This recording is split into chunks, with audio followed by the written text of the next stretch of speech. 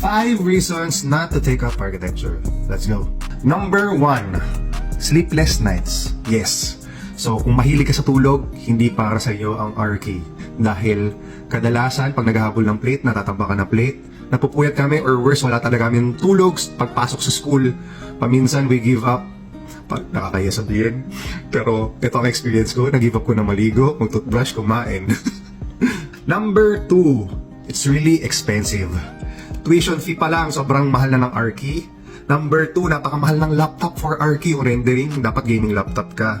Number 3, napakadami naming drawing materials. Drafting table, T-square, tech pens, coloring materials. Ang dami-dami. At mga papel, gumagawa pa kami ng scale model.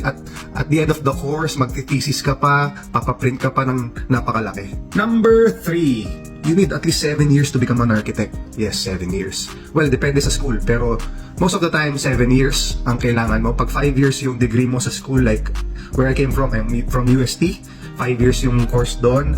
Then I took another 2 years for apprenticeship, then board exam. Number 4, low starting salary. Yes, mababa po ang starting salary ng mga architecture graduate kasi you're still considered apprentice, pero it doesn't mean na hindi siya tataas eventually. Kaya kung importante sa yung gumrind at kumita ng malaki agad pagka-graduate, hindi po para sa inyo to. Not unless mag-work kayo sa abroad. And number 5, last but not the least, we have a lot of math subjects. So kung inaakala mong nakaiwas ka sa math sa pag-take ng architecture at hindi mo piniling mag-engineering, nagkakamali ka. Ang dami naming math. Meron kaming algebra, geometry, trigonometry, engineering science 1, 2, 3, architecture science 1, 2, 3, physics, at calculus. Baka may mga hindi pa ako nabanggit, pero yeah, marami kaming math subjects. So, kung gusto niyo pa rin mag-architecture after these 5 reasons, ibig sabihin, passionate ka talaga sa architecture and I'm so happy for you. Welcome to architecture.